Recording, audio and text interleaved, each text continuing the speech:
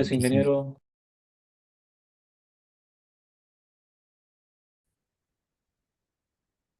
Buenas noches, ingeniero. Buenas noches, ¿cómo están? Mm, A ver, antes de que empecemos, estoy intentando subir un archivo de mi computadora al chat del Zoom. ¿Alguien sabe por qué no me deja? ¿Tengo que tener algún permiso?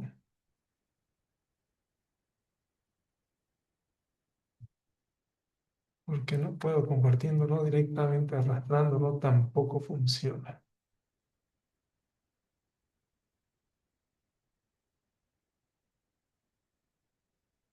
Y buenas noches. Que yo te he entendido, no se puede subir archivos al Zoom. Es probable también, pero bueno, estoy viendo aquí la opción y sí me aparece archivo, adjuntar. Y aquí está su ordenador, pero parece deshabilitada la opción, pero pareciera que se puede. A ver, vamos a usar un plan B.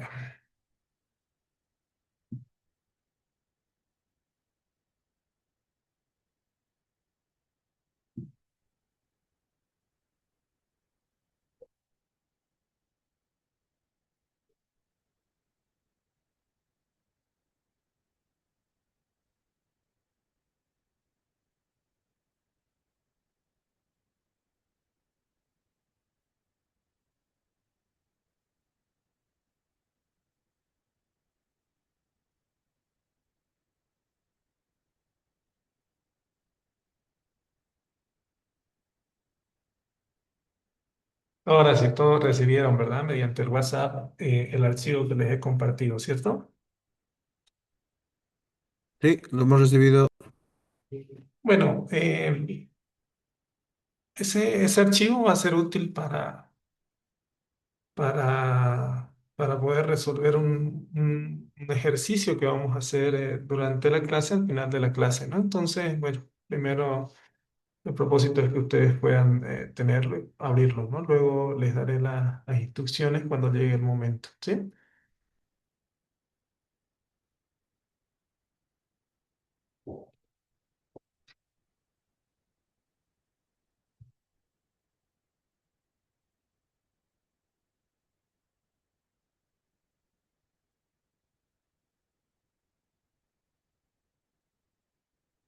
Ahora sí, me confirman que todos están viendo la pantalla, ¿verdad? Ya la estoy compartiendo.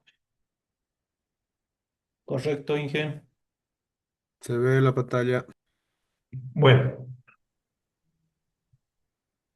Ingeniero, retomemos, retomemos entonces el avance del módulo, ¿no? Recordemos que estamos en la unidad de aprendizaje uno, ¿sí? ingeniero, El, perdón. hola, hola. Sí, perdón, ingeniero. Quería indicarle, por favor, yo me encuentro en el proyecto en el campo, estoy de retorno a la ciudad. No sé si voy a tener buena señal en el transcurso del camino. Tal vez me desconecte, entre, según la señal. Eso quería, por favor, ingeniero, tengo entendido que va a haber una tarea ahora mismo en esta clase. Sí, sí, no se preocupe, lo vamos a considerar. Que en realidad ustedes van a ver que la tarea es muy sencilla, ¿no? Pero a pesar de eso, no se preocupe, ¿sí? Eh, Ya, ya luego vemos cómo lo resolver, ¿sí? muchas gracias. Gracias, ingeniero. Bueno, entonces retomemos el avance. Como mencionábamos, el día de ayer empezamos a desarrollar la unidad de aprendizaje 1 en la cual abordamos los fundamentos para el estudio de la mecánica de suelos especiales. Entonces, es un poco del avance simplemente de lo que habíamos visto el día de ayer, ¿no? Recapitulando un poco los conocimientos que normalmente nos imparten en el pregrado relacionados con la formación del suelo. Y bueno, ya en la parte final empezamos a ver algunos casos de estudios que tenían el propósito de poder mostrar algunas situaciones que encuadran, ¿sí? Idealmente bajo estos criterios que han sido idealizados en la mecánica de suelos clásica, ¿no? Habíamos visto un depósito de suelo sedimentario característico de la zona del norte y noreste de Bolivia, ¿no? Zonas con depósitos sedimentarios de origen fluvial, eh, 100% saturados debido a que se encuentran en zonas inundables, ¿no? Habíamos visto también otro ejemplo de un estudio geotécnico real que realizamos también en la ciudad de Cochabamba, ¿no? A partir del cual también habíamos observado otros factores u otras condiciones que se pueden presentar en la realidad, ¿no? En este caso, relacionadas principalmente a suelos parcialmente saturados in situ, ¿sí? Y bueno, finalmente nos quedamos aquí. Habíamos analizado e interpretado este gráfico, ¿sí?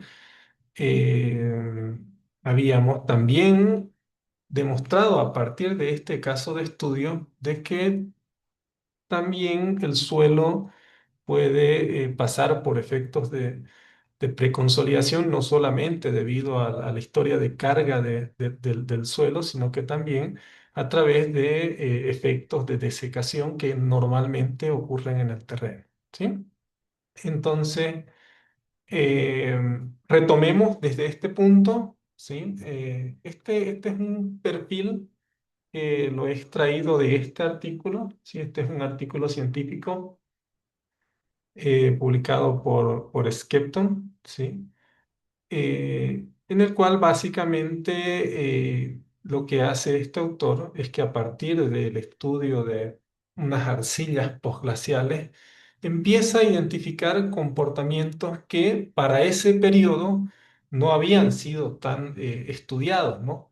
Es de ahí la relevancia de este artículo científico, debido a que empieza a sentar algunas líneas de investigación que al día de hoy están bastante desarrolladas, pero para esa época eran aportes bastante importantes, ¿no? Eran aportes que iban en la línea de que, por ejemplo, la clasificación de suelo, los parámetros relacionados con la granulometría, los índices de plasticidad, entre otros ensayos, no eran suficientes para poder caracterizar adecuadamente algunos tipos de materiales que se presentaban en diferentes regiones del mundo.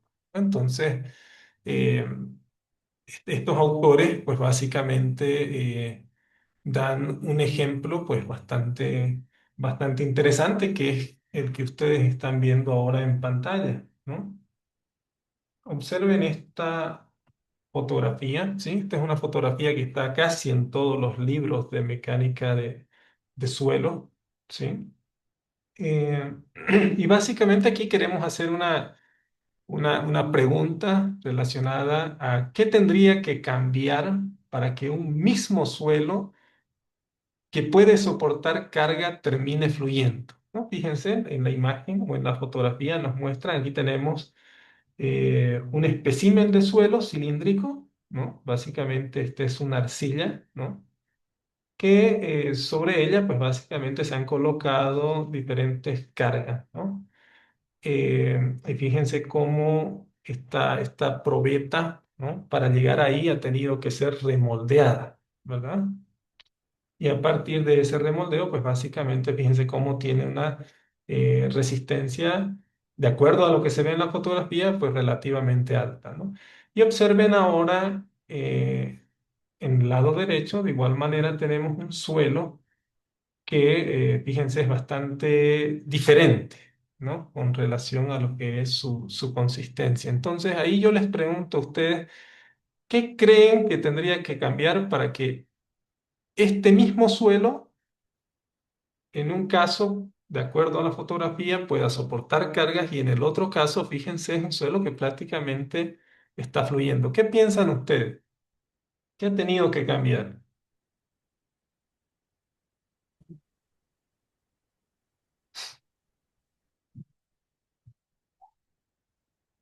Ingeniero, buenas noches. No estoy seguro, pero tal vez el contenido de humedad.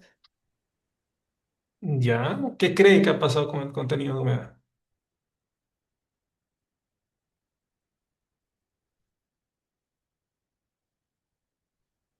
¿Alguien ¿Sobrepasó el más? límite líquido? ¿Alguien más? ¿Sobrepasó el límite líquido? ¿Alguien tiene algún aporte, algún comentario más de qué pudo haber cambiado en ese suelo? Estamos hablando del mismo suelo, la misma clasificación del suelo, que es una arcilla, ¿no? Para que cambie la consistencia de ese material.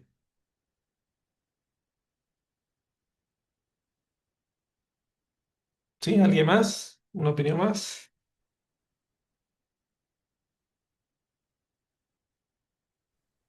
Ingeniero, el ingreso de agua a los poros, bueno, afectaría la cohesión, algo por ahí, ingeniero, ¿estaría bien? Bueno, ya son tres opiniones y las tres opiniones están relacionadas a la modificación del contenido de agua o el contenido de humedad, ¿no? Una Pero licuefacción, tal vez, ingeniero.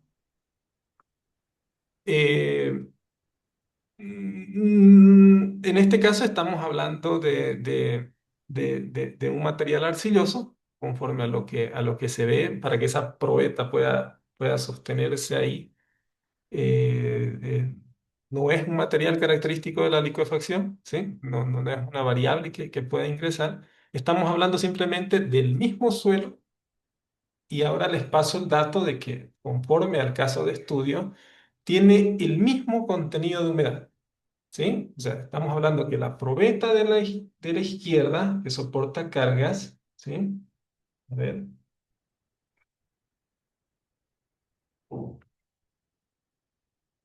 es el mismo suelo y el mismo contenido de humedad que el suelo de la derecha.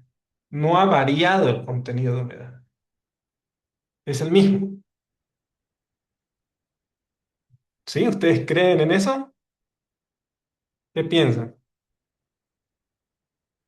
Imagínense que están ahí en el terreno, están construyendo, empiezan a hacer una excavación y en la excavación el material, sin modificar el contenido de humedad, sin añadirle agua, sin que precipite, empieza a cambiar de consistencia a como estamos viendo en la fotografía. ¿Qué piensan?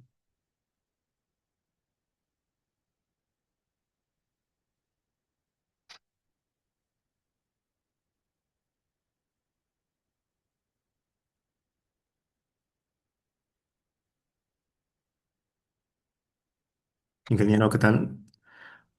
Si no mal recuerdo, hay un fenómeno que se trata de fluidos no newtonianos. Entonces, no sé si este es el caso o no, pero un suelo, o sea, se mantiene sólido al aplicar carga, pero se comporta como fluido. No sé, no estoy seguro si este sería el caso.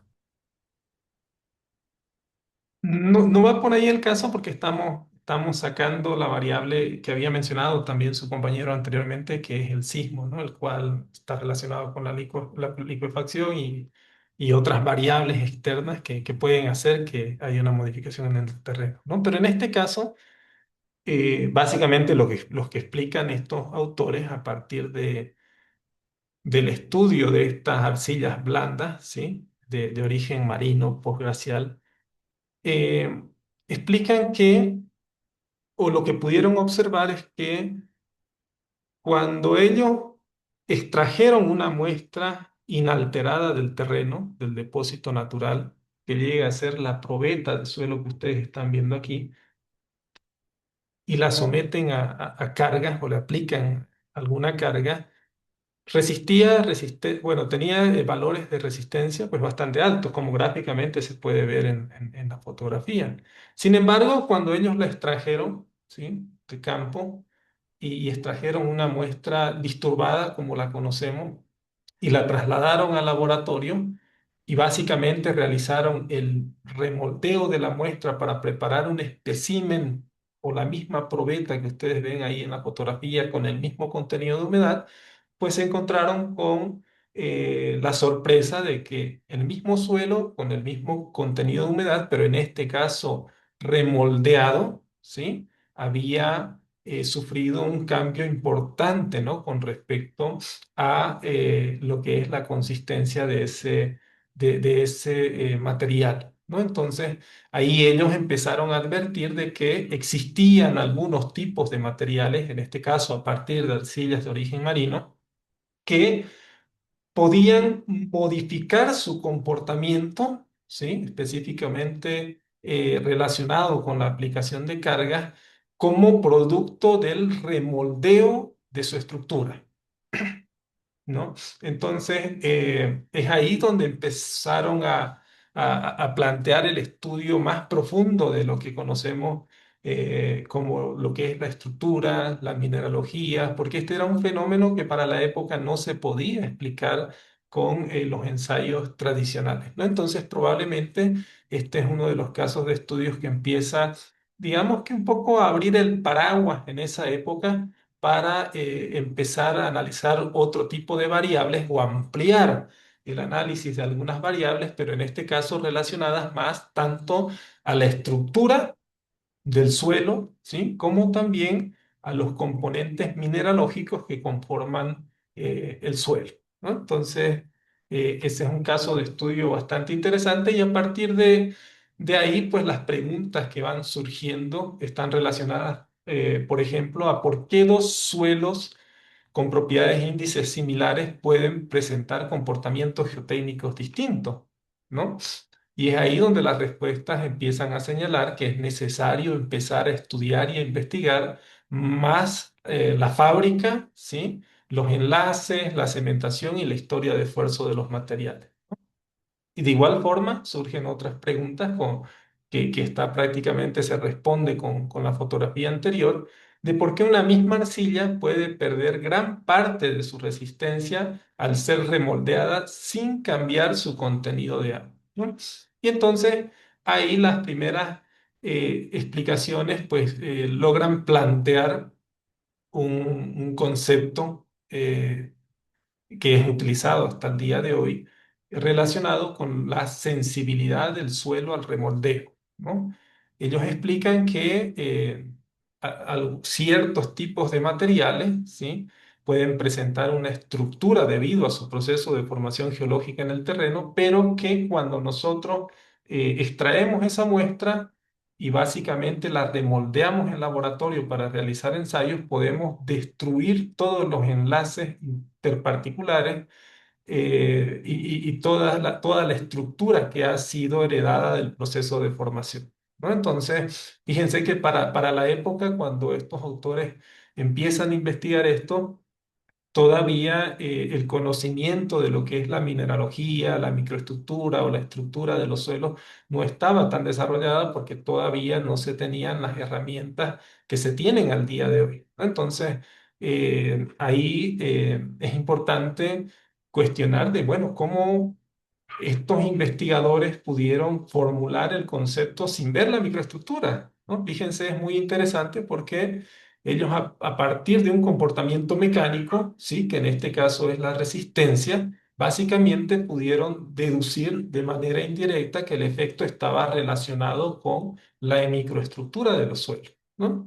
Entonces, es importante señalar que eh, en la etapa de observación experimental, la resistencia intacta es mucho mayor que la resistencia remoldeada, ¿no? Como lo veíamos en la fotografía, ¿no?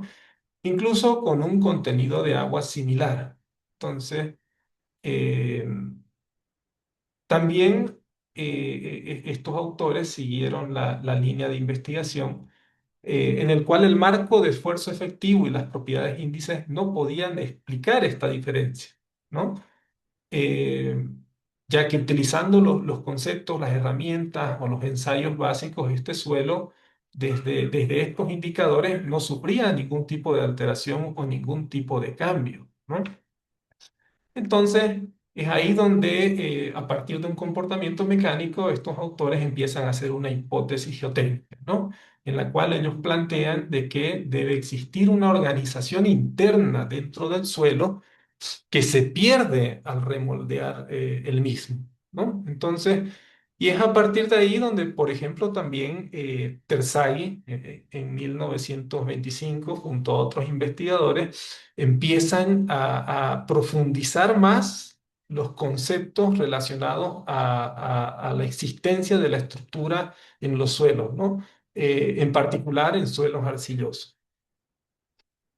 Entonces, y ahí empiezan a surgir algunos conceptos necesarios para poder avanzar en la explicación de ciertos comportamientos, ¿no? Y se empiezan a introducir algunos conceptos como la fábrica, la estructura, los enlaces interparticulares, las definiciones de floculación, cementación débil, el agua absorbida, la química del agua en los poros, ¿no? Que son conceptos que no son normalmente profundizados cuando abordamos la mecánica de suelos clásica, ¿no? Y en este caso, como estamos yendo en el camino de poder estudiar la mecánica de suelos especiales, es necesario comprender estos hitos que se han ido desarrollando a lo largo del tiempo, ¿no? Esto es importante y este caso de estudio en particular, pues básicamente define un antes y un después de cómo se analizaba la parte microestructural de los suelos, ¿no? Y entonces ahí existe una cita de Terzaghi que ustedes la pueden encontrar en los diferentes libros que se han publicado, que las arcillas no pueden explicarse solo por la fricción en los granos, ¿no? A diferencia, por ejemplo, de suelos limosos, arena o grava, sino por su pequeña dimensión, su gran superficie específica y el agua absorbida que exigen considerar contactos entre partículas y las fuerzas físico-químicas que existen entre estas partículas. Entonces, vuelvo a repetir que es bastante interesante esa parte experimental en la cual, pues básicamente a partir de una evidencia experimental, se empiezan a hacer este tipo de definiciones en esta época, ¿no?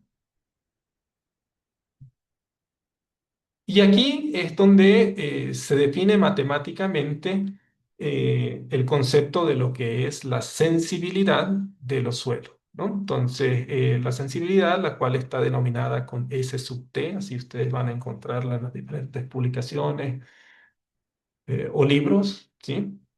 Y en inglés, pues básicamente se denomina como sensitivity, ¿no? Entonces, básicamente la sensibilidad expresa cuánto se pierde de la resistencia al corte no drenada en una arcilla cuando se remoldea manteniendo el mismo contenido de humedad, ¿no? Y básicamente lo que hicieron ellos es una comparación entre la resistencia al corte no drenada, medida a través de un ensayo de compresión no confinada, ¿sí? Pero a partir de un espécimen o de una muestra intacta, ¿sí? No remoldeada, ¿sí? Extraída con determinados cuidados del terreno, con relación a la misma resistencia, el mismo ensayo, la resistencia a compresión, a partir de la misma muestra, pero en este caso remoldeada al mismo contenido de humedad, ¿no? Entonces, a partir de esa relación, determinaron un valor numérico, el cual nos permite definir esa sensibilidad de las arcillas saturadas, ¿no? Entonces, este es el gráfico de resistencia que presentan ellos en el artículo. Este es un gráfico típico de un ensayo de compresión no confinada, donde vemos la deformación axial en la escala horizontal expresada en porcentaje y en la vertical vemos la resistencia a la compresión simple, ¿no? Entonces, observen cómo ellos presentan la curva esfuerzo de formación de la muestra inalterada, que corresponde al espécimen cilíndrico de suelo ensayado, y presentan la curva de esfuerzo de formación de la misma muestra, pero en este caso remoldeada, ¿no? Entonces, a partir del cálculo de la resistencia, ¿sí? Para cada condición, básicamente ellos proponen hacer una relación, ¿no? En este caso, fíjense, la resistencia a la compresión simple de la muestra inalterada conforme al gráfico está alrededor de un valor de 430 libras por pie al cuadrado, mientras que la resistencia a compresión de la misma muestra remoldeada, vuelvo a repetir, con el mismo contenido de humedad, fue medida con un valor de 45, ¿no? Entonces, fíjense que esa relación hace un valor numérico de 9,5, ¿sí?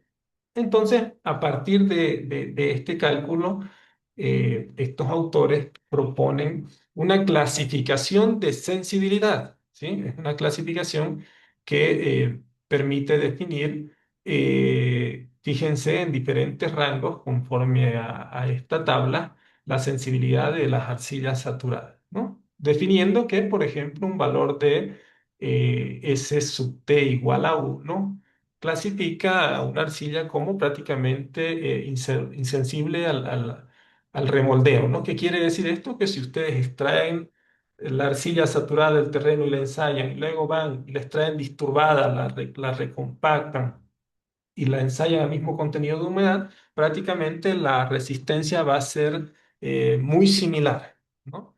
Pero a medida que va cambiando ese valor o esa relación, como la hemos definido aquí, fíjense cómo el suelo puede pasar de ligeramente sensitivo a sensibilidad moderada, sensible, muy sensible, ¿no? Ligeramente rápido, arcilla rápida o arcilla extra rápida, ¿no? Entonces, eh, esta es la definición de estos autores, Skepton y Norway, para definir la sensibilidad. Entonces, eh, con esto logran demostrar que la resistencia natural de cierto tipo de materiales, en este caso de igual manera una arcilla, pero en este caso de origen sedimentario, puede presentar una fábrica o una estructura que puede condicionar la resistencia, en este caso, a la compresión simple, ¿no?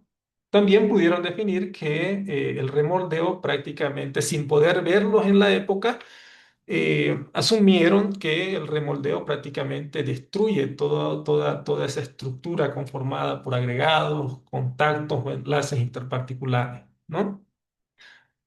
También definieron de que la química del agua, de los poros presentes en la estructura del suelo y la lixiviación de sales aumentan esta sensibilidad en arcillas marinas, ¿no? Entonces, estas arcillas marinas, bueno, como han sido depositadas, como lo dice el nombre, en un ambiente marino, ya conforme van pasando los periodos geológicos, básicamente el agua se pierde y estos estratos se exponen a la superficie, pero heredan una estructura que, debido a la sal que está presente en el agua marina, básicamente empieza a formar parte de la estructura de las arcillas, ¿no? Esa estructura, pues, llega a generar un esqueleto interno, ¿sí? Que prácticamente empieza a cementar las partículas de arcillas unas con respecto a otras, ¿no? Es por eso que cuando nosotros extraemos esa muestra y la remoldeamos, prácticamente estamos rompiendo toda esa estructura, que no la vemos, ¿no? Ante la vista de los humanos, eso es imperceptible, ¿sí? Pero como ven ustedes, mecánicamente, pues es algo que se pudo demostrar, ¿no? Entonces, eh, básicamente eso, ¿sí? ¿Hasta ahí alguna duda, alguna consulta? Profe, buenas noches. Buenas noches. Profe, ¿este criterio es aplicable a arcillas normales de nuestro medio? Pues digamos porque el paper se ve que está influenciado es a las arcillas marinas. Obviamente tienen una característica diferente de las arcillas que comúnmente estamos acostumbrados a, pues a encontrarnos. Sí, la respuesta es sí, y es muy buena pregunta porque justamente en eso consiste la mecánica del suelo, ¿no? Es bastante experimental, ¿no? Y de alguna manera es una crítica que se realiza, pero constructiva, en el sentido de que gran parte de los estudios y fundamentos han sido desarrollados en diferentes países o en diferentes regiones del mundo, no necesariamente bajo las mismas condiciones climatológicas, geológicas, ¿no?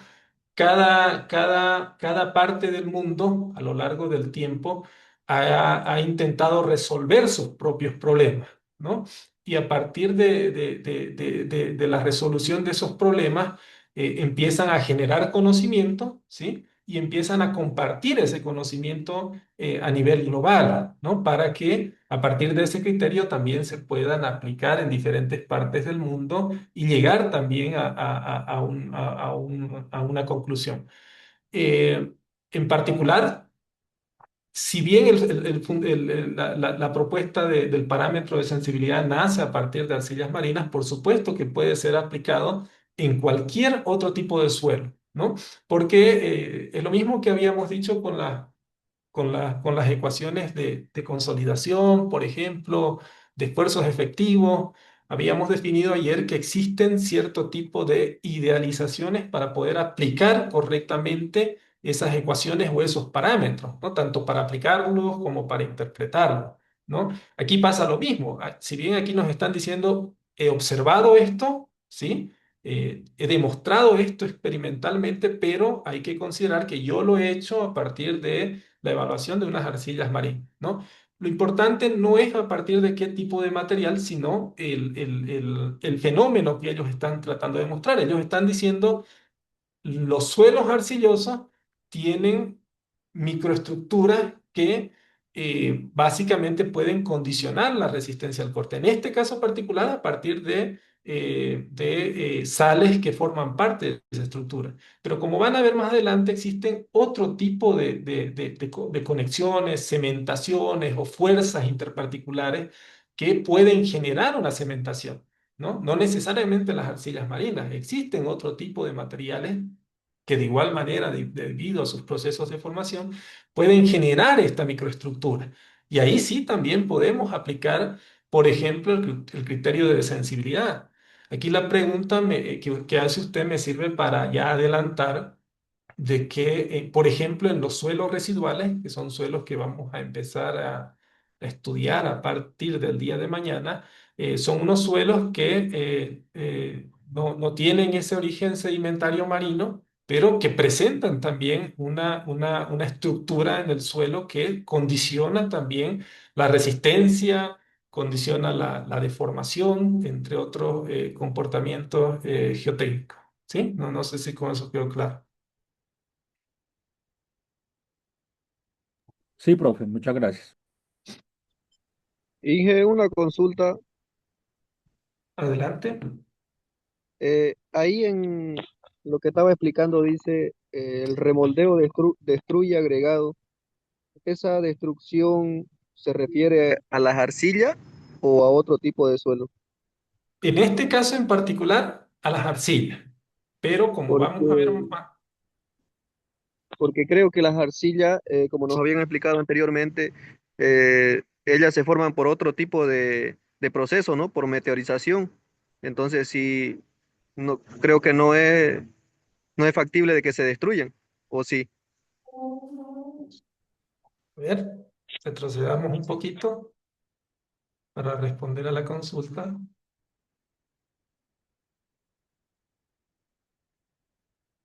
Por eso es que incluimos esta sección porque es importante, ¿no? Que si bien es una explicación un poco geológica que sí se hace en los textos de mecánica de suelos clásicas, es importante que todos podamos recordarla, ¿no? Porque todo lo que se viene adelante, gran parte de lo que vamos a ir mencionando, son cosas que se van saliendo de este camino, ¿no? Entonces, para responder a su consulta, pues bueno, en general, cualquier tipo de material, no solamente las arcillas, sigue este ciclo, ¿no? No, no, no es así como lo había manifestado usted, que solo las arcillas se forman a partir de la meteorización. Cualquier tipo de material sigue esa cadena de meteorización, remoción, erosión, el transporte que habíamos visto que puede ser a través del agua, el viento o la gravedad para finalmente poder depositarse, ¿no? Hasta ahí son depósitos sedimentarios, ¿sí? que pueden ser definidos inclusive como depósitos sedimentarios jóvenes al momento que ocurre la deposición, ¿no?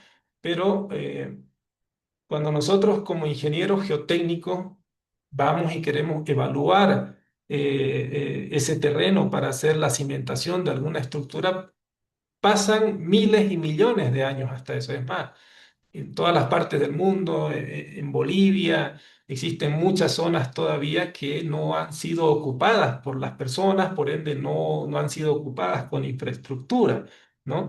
Entonces no existe la necesidad de poder estudiar o comprender esos materiales. Sin embargo, ¿a qué voy? A que posterior a ese proceso de deposición, ¿no? El cual define capas dependiendo, esto es muy geológico, el ambiente de posición, la velocidad, entre otros factores. Podemos tener capas más arcillosas, capas más arenosas, capas mucho más granulares, ¿no? La granulometría depende de ese proceso geológico. Habíamos mencionado que posterior a eso pueden ocurrir diferentes cambios, ¿no? Posterior a la deposición de los materiales, en los cuales puede haber todos estos factores que habíamos explicado en pantalla, ¿no? Y es ahí donde estos factores son los que generan esta estructura de la que hablan estos autores en ese caso de estudio que acabamos de ver, ¿no? Digamos, usando un término común, no es que la arcilla nació con esa cementación, ¿no? Esa cementación fue el producto de un mecanismo que ocurrió posterior a su deposición, ¿no? Y en este caso habíamos mencionado ciclos de desecación, entre otros que ocurren a nivel de la microestructura debido a que se encontraban en un ambiente marino, ¿no? Entonces, eso es, ¿sí? ¿Quedó claro ahí con relación a su consulta,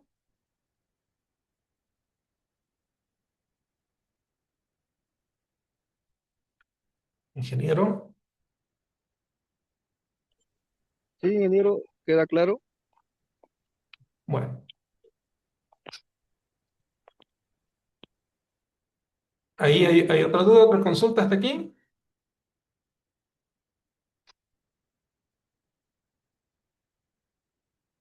Bueno, continuemos entonces. Entonces estábamos por aquí, ¿verdad? Entonces, habíamos mencionado que este es un caso de estudio que realmente logra un hito para la época y empieza a despertar mucho interés por los diferentes investigadores por conocer más acerca de lo que es la estructura o microestructura de los materiales, ¿no? Y es ahí donde se empiezan a hacer algunas contribuciones, por ejemplo, Terzaghi, ¿no? Conocido como el padre de la geotecnia, eh, prácticamente empieza a enfocarse en esta parte para tratar de explicar el comportamiento de las arcillas, ¿no? Específicamente arcillas sedimentarias saturadas, ¿no? Recordemos que está escrito en muchos libros que Terzaghi tenía una formación más de ingeniería geológica, ¿no? Entonces, es probable que debido a todo ese conocimiento pudiera adentrarse más a estas explicaciones en esa época, ¿no? En esa época donde no existían todavía mecanismos para poder inclusive observar a las arcillas, ¿no? Recordemos que las arcillas no son materiales que nosotros podamos observarlas de manera directa, ¿no? Necesitamos diferentes herramientas para poder observar su forma, entre otras características. Y en esa época no existían estas herramientas, ¿no? Entonces, estos investigadores, ¿no?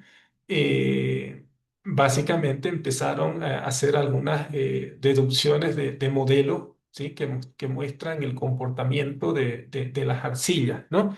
Y ahí es donde Tetersaghi propuso que las partículas finas, arcillas en específico, podían organizarse en estructuras abiertas y floculadas como las que ustedes están viendo en esta imagen, ¿no? Él empieza a explicar a partir del proceso de sedimentación, ¿no? Cómo las arcillas a medida que se van depositando pueden generar este tipo de estructuras abiertas y coloculadas con vacíos entre las partículas, ¿sí? Eh, Sostenidas por contactos entre las partículas y también el agua absorbida, ¿no? Fíjense, esta es una deducción netamente conceptual para la época, no es, vuelvo a repetir, no es que haya tomado una fotografía y lo haya deducido de esa manera, creo que eso le da un valor bastante importante para imaginarse eso en ese periodo.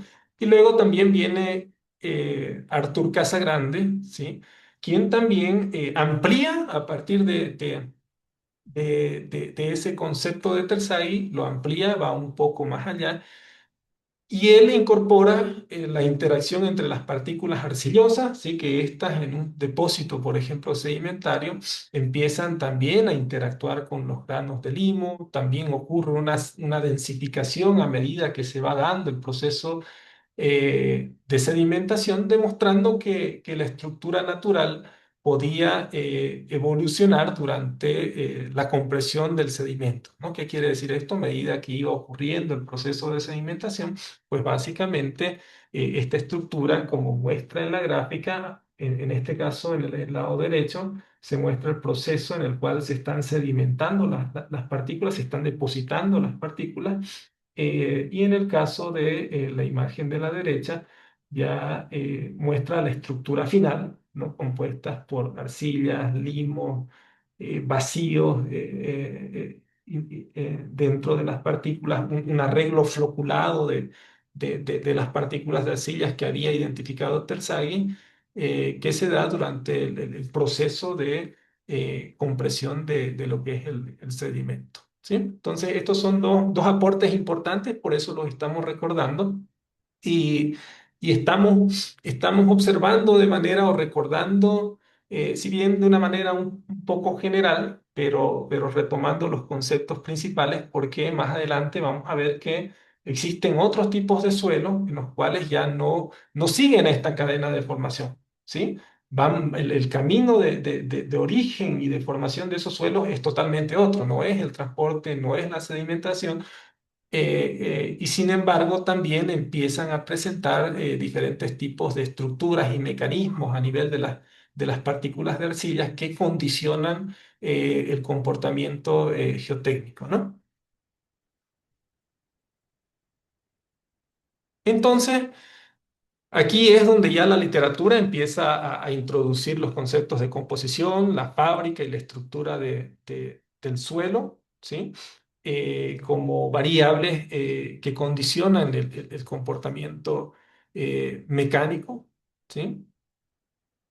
Y en ese sentido, pues empieza a definir lo que es la estructura, por ejemplo, la fábrica, la mineralogía y el agua y las interacciones a nivel de partículas bastante pequeñas como lo son las partículas de arcilla.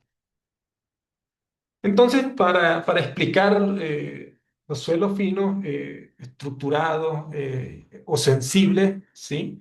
No basta con solamente hacer una clasificación, por ejemplo, a través del sistema unificado, ¿no? Como lo hemos visto, es necesario también adentrarse un poco más y empezar a evaluar su composición, la fábrica, la estructura y la interacción entre el agua de los poros y las partículas de suelo. Entonces, recordemos las definiciones eh, que, que, que están relacionadas con la estructura y las fábricas, ¿no? Las cuales básicamente condicionan la organización interna del suelo. ¿A qué nos referimos? A la organización a nivel microscópico entre las partículas. Entonces, aquí están las definiciones. En el caso de la fábrica, podemos definirla como el arreglo geométrico de las partículas, agregados, poros, contactos y orientaciones preferentes, ¿no? Esta es la parte más directamente observable de la organización de la estructura del suelo.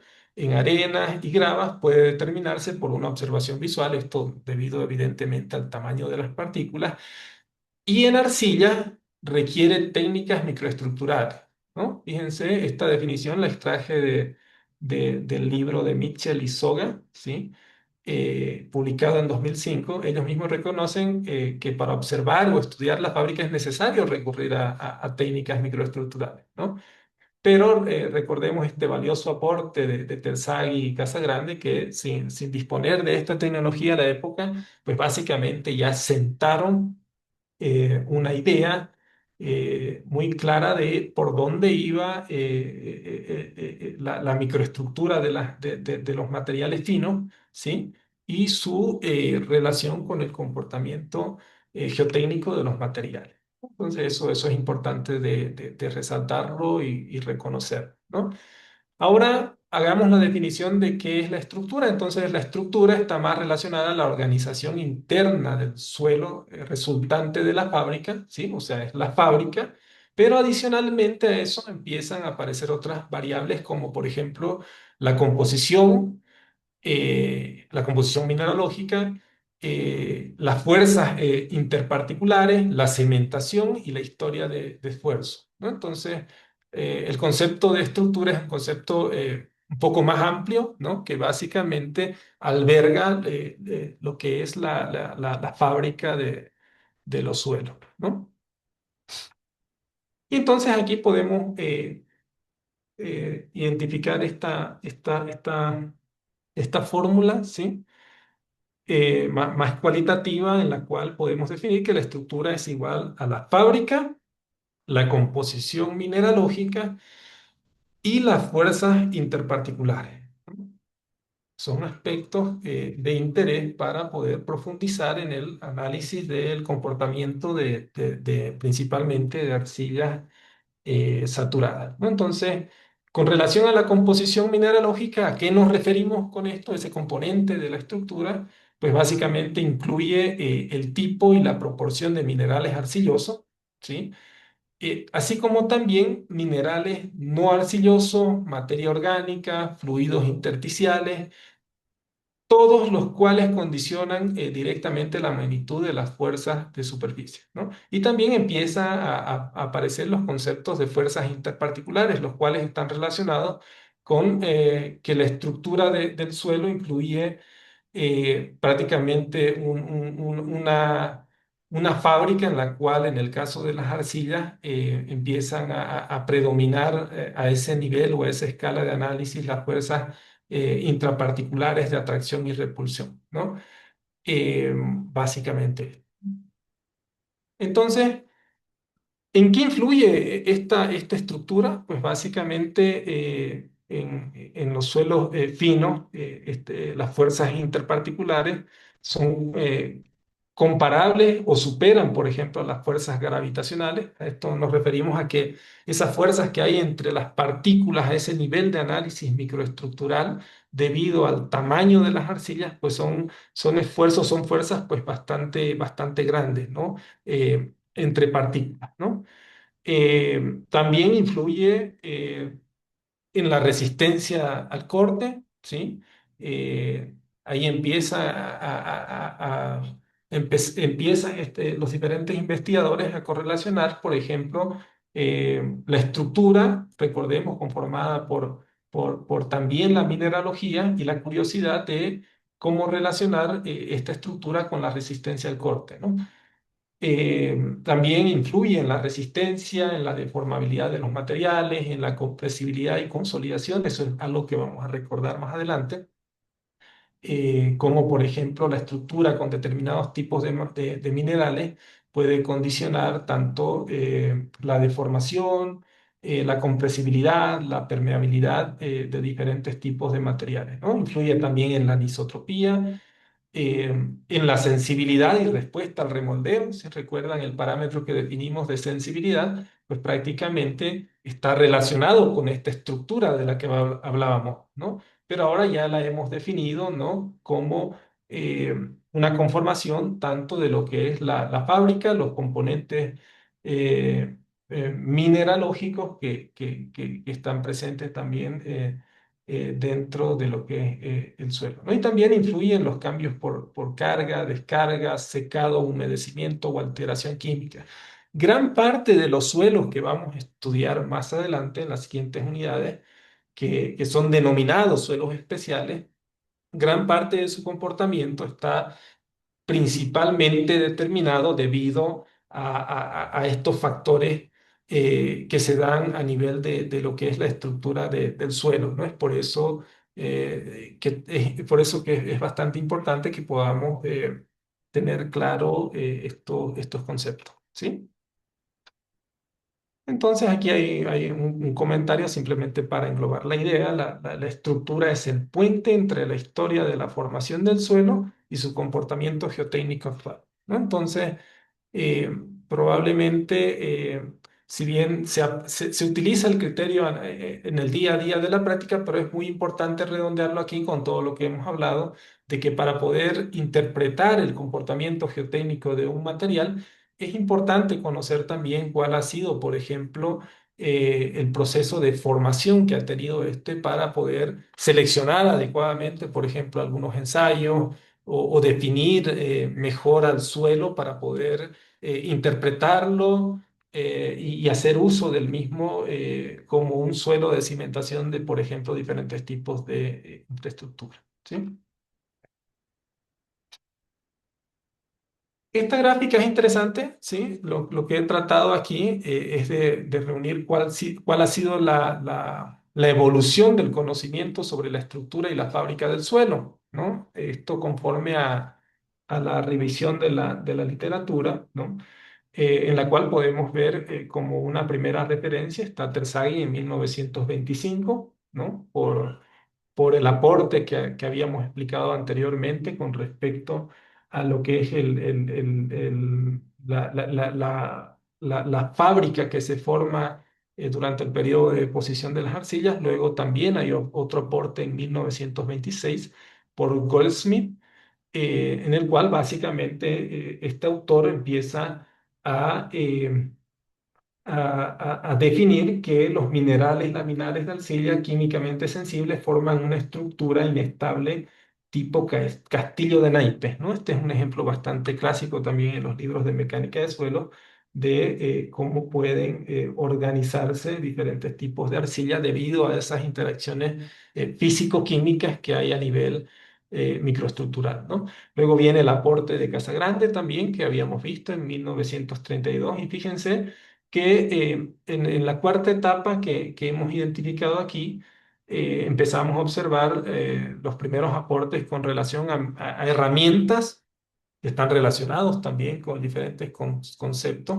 para poder estudiar los diferentes tipos de minerales, ¿no? Tanto arcillosos como no arcillosos, en diferentes tipos de materiales, incluyendo también el suelo, ¿no? Entonces, recordemos que gran parte de los aportes que se hicieron en geotecnia básicamente se plantearon antes de disponer este tipo de herramientas, como por ejemplo equipos de difracción de rayos X que básicamente permiten realizar la caracterización de minerales presentes en el suelo, ¿no? A través de la técnica de difracción de rayos X, ¿no?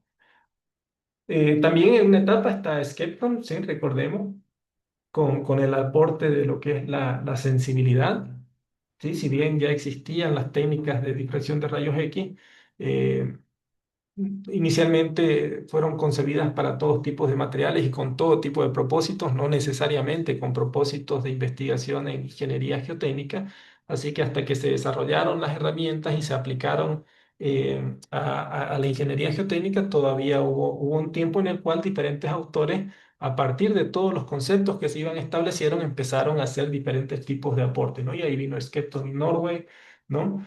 Eh, Ahí también en 1946 también empezaron a ampliar el concepto de lo que es la sensibilidad, relacionados también a diferentes tipos de cementación que pueden ocurrir y que están relacionados también a la estructura, ¿no? De ahí vino Lambert en 1953, que básicamente propuso la estructura de suelos inorgánicos. Ahí él empezó a plantear esto de lo que son las estructuras dispersas o estructuras floculadas, ¿no? Como pueden ver en el ejemplo, ¿no? Estos fueron los primeros aportes de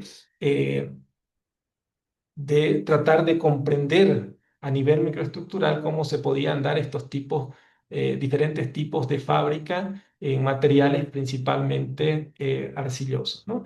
Y ya de ahí, una de las etapas importantes, no lo he hecho hasta la actualidad, simplemente quería mostrarles cuál ha sido el recorrido del desarrollo del conocimiento en esta área, hasta el hito en el cual prácticamente se empiezan a implementar los microscopios electrónicos, los cuales son herramientas pues bastante potentes que hasta el día de hoy siguen desarrollándose, siguen modernizándose y ahora sí nos permiten hacer una evaluación, un análisis y un estudio observando las partículas a nivel mineralógico, ¿no?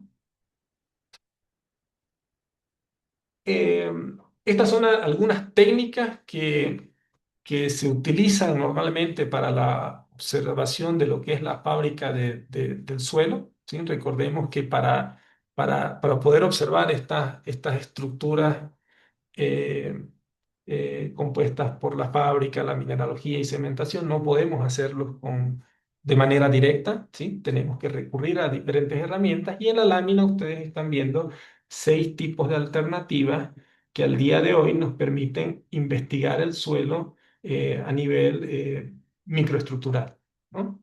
Entonces ahí tenemos, por ejemplo, la observación visual o con lupa de mano, que es básicamente la más clásica. Tenemos el microscopio óptico utilizando secciones delgadas, ¿sí? No es tan común de utilizarlo en suelos, pero sí en rocas o en hormigones es bastante común.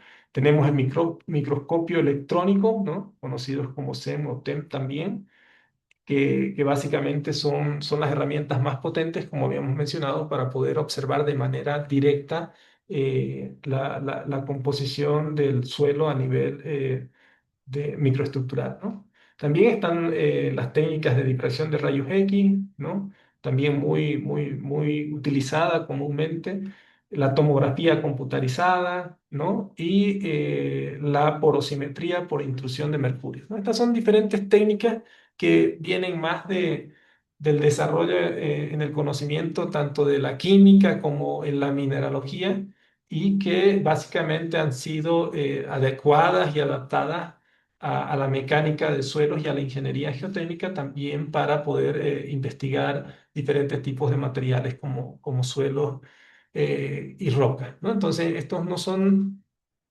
ensayos, no son tan comunes, la verdad, de encontrar. Primero, en un laboratorio de geotecnia no es habitual tenerlo, sí en laboratorios de química, ¿no? Inge, Entonces, profe, siempre, preguntita. sí. Solamente es para salir de duda. ¿Cuándo se utiliza un microscopio óptico y un microscopio electrónico? ¿O con qué criterio? Ahora vamos a ver principalmente eh, los dos métodos que se utilizan para la caracterización de suelos con propósitos geotécnicos, ¿sí? Que en este caso son la microscopía y lo que es el ensayo de difracción de rayos X. En el caso de este microscopio óptico, yo lo he utilizado alguna vez, pero simplemente como un requisito, o bueno, como para atender un requisito de alguna especificación de un proyecto en hormigones, ¿no? Pero para el estudio y análisis del suelo con propósitos de geotecnia, los más habituales son el microscopio electrónico y el ensayo de difracción de rayos X, ¿no? Que justamente son estos que vamos a explicar ahora y quizás también ahí pueda complementar un poquito la duda que usted tiene, ¿no? Gracias. Eh, Bueno, ahí está, esta es una de las técnicas, como les digo, no son nada nuevas, son técnicas muy antiguas, por supuesto que la tecnología va evolucionando, se tienen cada vez equipos mucho mejor desarrollados, mucho más potentes, dicho en otros términos, ¿no? Entonces, ¿qué es esta técnica? Es una técnica que identifica los minerales por su estructura cristalina, ¿no? Entonces, fíjense, la estructura cristalina, valga la redundancia, es algo que no podemos nosotros observar de manera directa, ¿no? Entonces, ¿cómo funciona? Pues básicamente a partir de equipos como este, ¿no? Que tienen en el interior diferentes mecanismos para emitir diferentes tipos de rayos y detectores, pues básicamente introducimos una muestra de suelo, ¿sí? Son proporciones bastante pequeñitas, estamos hablando no sé, 5 gramos, 10 gramos de suelo para poder analizar, en este caso, hablando de minerales arcillosos, toda esa composición de los minerales, ¿no? Eh, ¿Qué obtenemos a partir de estos ensayos? Básicamente se obtiene un patrón como el que están viendo ustedes aquí, ¿sí? O conocido también como difractograma, el cual básicamente muestra la intensidad y un parámetro relacionado con 2θ que básicamente es el ángulo, justamente aquí en la etapa 4 nos muestran estos ángulos que pueden ser correlacionados con el espaciamiento basal entre las láminas, ¿no? Que están presentes dentro de la estructura cristalina de las arcillas, ¿no? Entonces, básicamente, dicho en términos sencillos, es como que obtengamos una radiografía específica para cada tipo de suelo en la cual vamos a ir comparando estos patrones y estos picos que se van a ir repitiendo en diferentes tipos de minerales, ¿no? Cada tipo de mineral tiene un patrón específico, ¿no? A partir del equipo lo que hace es que nos permite obtener este difractograma. Ya estos equipos vienen con diferentes software que básicamente lo que hacen es comparar este difractograma con difractogramas, por ejemplo, de minerales de arcilla o minerales no arcillosos para poder reportar el tipo de mineral predominante o los tipos de minerales predominantes presentes en nuestro suelo, ¿no? Entonces, a partir de ese espaciamiento que existe dentro de lo que son las estructuras cristalinas de los diferentes minerales de arcilla, ¿no? Que en algunos van 7 Armstrong, 10 Armstrong, son variables en función al tipo de mineral que tengamos. Por ejemplo, en el caso de la caolinita, este espaciamiento basal es de 7 Armstrong, ¿no? Y vamos, ¿no?, al otro extremo, en una clorita, este espaciamiento basal es de 14 Armstrong, ¿no? Entonces, este ensayo nos permite identificar esas separaciones a partir de estos patrones y realizar una clasificación de los diferentes tipos de minerales presentes en nuestro suelo, ¿no? Con esto, pues básicamente los ingenieros geotécnicos, ingenieros geólogos, podemos identificar los minerales arcillosos y no arcillosos en nuestra muestra y a partir de ello empezar a inducir ciertos tipos de comportamientos que no necesariamente son representados a través, por ejemplo, de un ensayo de granulometría o un ensayo de límites de consistencia, ¿no? Recordemos que los ensayos de límites de consistencia, granulometría, son ensayos más experimentales, ¿sí? Que básicamente a partir del comportamiento en laboratorio nos permiten clasificar el comportamiento del material. Pero existen algunos tipos de materiales en los cuales esos ensayos pues, no van a ser suficientes y es necesario ahondar un poco más en su caracterización y caracterizar los tipos de minerales arcillosos y no arcillosos que componen los suelos, pues, es un paso importante para entender su comportamiento, ¿no? Eh, Esto se aplica en cualquier tipo para seleccionar un tipo de material, por ejemplo, para utilizarlo como el relleno de material compactado en una vía, ¿no? Nos puede advertir si este material, dependiendo de los diferentes tipos de materiales, podría expandirse más con respecto a otro o podría contraerse. Eh, o también nos permite seleccionar, por ejemplo, también a partir de la identificación de los minerales, qué tipos de materiales podemos utilizar para hacer diferentes tipos de estabilización, o como por ejemplo las estabilizaciones químicas, ¿no? En las que en función al tipo de mineral podemos empezar a proponer diferentes tipos de agentes químicos para modificar esa estructura, mejorarla y por ende mejorar el comportamiento geotécnico de los materiales, ¿no?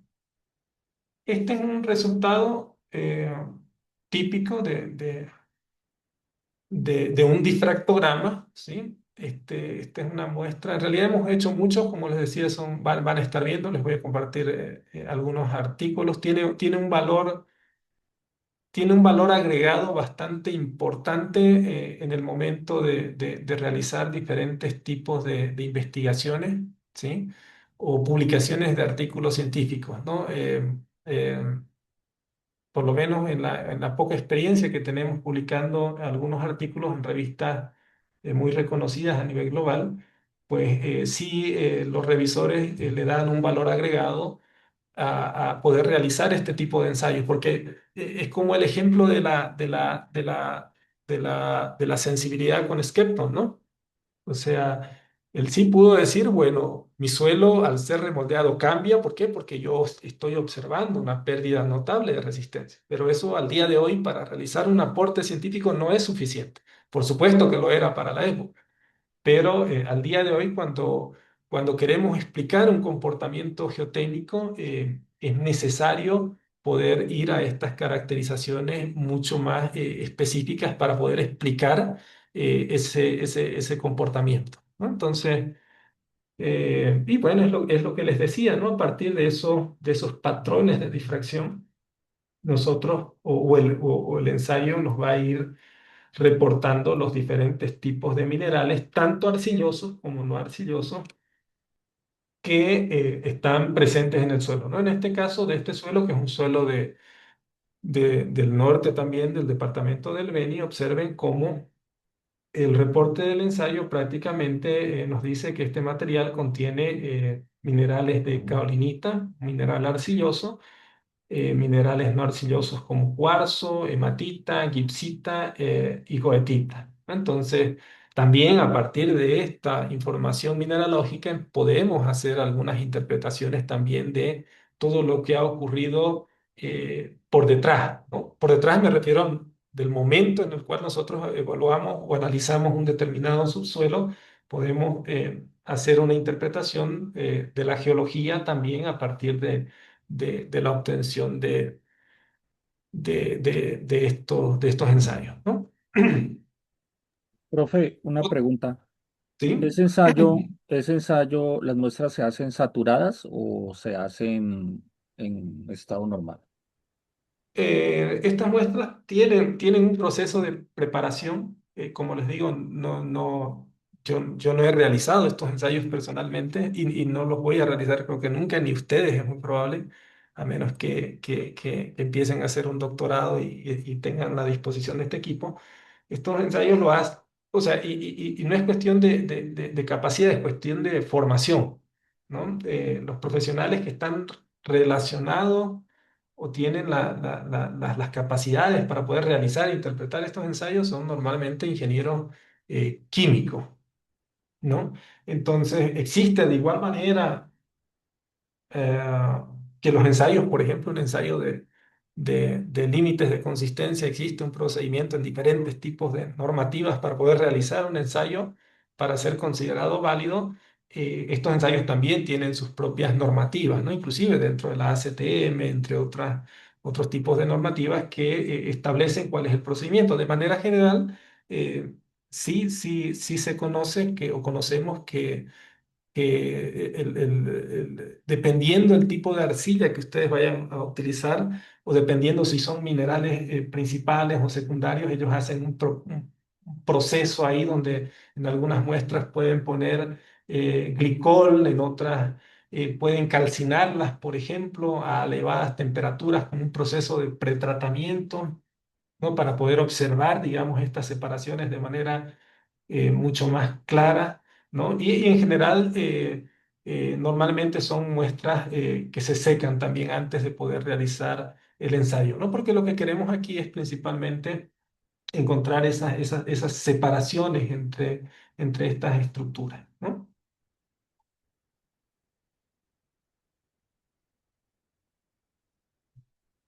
El, el siguiente ensayo es el ensayo de microscopía electrónica de barrido, ¿sí? Conocido también por su acrónimo SEM, ¿sí?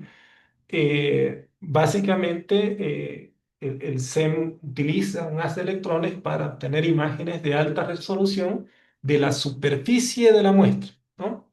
Entonces, del caso del ensayo de difracción, ahí no podemos observar ni la forma ni la superficie de las muestras, simplemente emitimos rayos y a partir de la refracción de ese rayo podemos calcular una distancia que nos da una muy buena idea de qué tipos de materiales están presentes, pero no miramos nada de lo que es la forma de los diferentes tipos de materiales. En este caso del microscopio, ahí sí, sí, básicamente es como tener una cámara, ¿sí? Una cámara de alta resolución, como no la tiene ningún celular, por lo menos hasta la fecha, para poder observar esto de toda la estructura de diferentes tipos de materiales en general. Como les digo, estas técnicas han sido desarrolladas para materiales en general, pero tienen una aplicación cada vez más fuerte en lo que es la ingeniería geotécnica para poder comprender el comportamiento de los diferentes tipos de materiales. Entonces, básicamente, este es el microscopio, ¿no? Aquí tiene un lente a través del cual pues, el operador puede empezar a visualizar si es necesario para colocar la muestra, centrar la muestra, y obviamente está acompañada de un sistema computarizado, el cual en tiempo real pues, le permite observar a la muestra de suelo que se está analizando, ¿no? Esta es una cámara especial, ¿no? que está al vacío, eh, donde se introduce la pequeña fracción de muestra. Como les digo, son 15 gramos, 20 gramos, son fracciones bastante chiquititas. No se olviden que estamos eh, estudiando o evaluando arcilla, ¿no? Entonces, eso también tiene una relación con la cantidad de muestra que se utiliza, ¿no?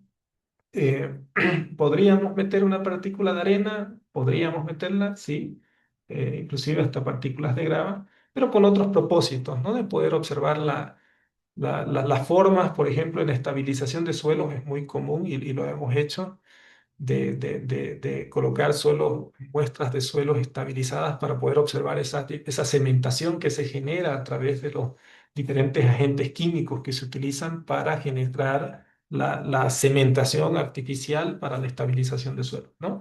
Pero en este caso estamos explicándolo más enfocado a lo que es el estudio, la investigación o la caracterización de la estructura principalmente de suelos arcillosos, ¿no? Entonces, ¿qué podemos observar? La morfología de las partículas, los contactos entre las partículas, los poros y los vacíos, los productos de cementación, como les mencionaba, las microfisuras y grietas. Ustedes pueden poner un cabello humano y pueden observar grietas en el cabello humano, agregados y flóculos arcillosos, ¿no? Es una técnica eh, muy buena. O sea, yo les comento esto porque sí hemos estado trabajando con esto. Yo en el área de geotecnia me he formado inicialmente en el campo de lo que son los laboratorios, ¿no? Y tiene que ver, ¿no? Ustedes me comprenderán, y muchos de ustedes también, que para ser ingeniero geotécnico hay diferentes caminos para poder llegar, ¿no? Me refiero a que hay diferentes tipos de especialidades también, ¿no? Entonces, hay ingenieros, no sé, que se dedican mucho más a la modelación geotécnica y en algunos casos ni siquiera pasan por un laboratorio, no está mal, ¿no? Pero son los caminos que están establecidos. En el caso mío ha sido más por el laboratorio y es bastante bonito porque uno llega a tener justamente cuando se hacen investigaciones o en la práctica profesional esas dudas, esas inquietudes, ¿no? Donde uno lee el libro y no coincide y el poder optar o tener a la mano un microscopio y poder observar su partícula, no se imagina la satisfacción. Más adelante les voy a comentar eso porque en particular hemos invertido muchísimos años en investigar algunos suelos residuales, y bueno, les voy a comentar esa experiencia para que a ustedes les sirva también, ¿no? Eh, bueno, la resolución podemos observar escalas desde un nanómetro hasta 10 micrómetros, ¿no? O sea, prácticamente podemos observar al nivel de coloide, ¿no? O sea, las arcillas entran tranquilamente, los limos también, ¿no? Em, entonces, bueno, algunos resultados típicos son estos que ustedes ven aquí. Fíjense, estas son, bueno, se llaman micrografías, ¿no? Pues básicamente son imágenes obtenidas con este microscopio, perdón, de diferentes tipos de material, ¿no? Y es ahí donde podemos ver, por ejemplo, nosotros a la caolinita, ¿no? Y esa estructura laminar de esas hojas, ¿no?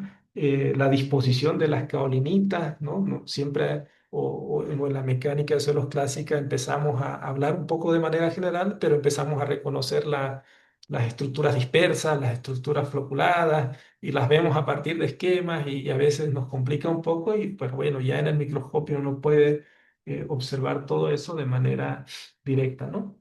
Adicional a poder observar el material, estoy seguro que tiene muchísimas aplicaciones, pero en el ámbito de lo que es la geotecnia, el solo hecho de poder ver la forma de las partículas, la estructura, cómo están organizadas esas partículas, cómo están los contactos entre limos y arcilla, ¿no?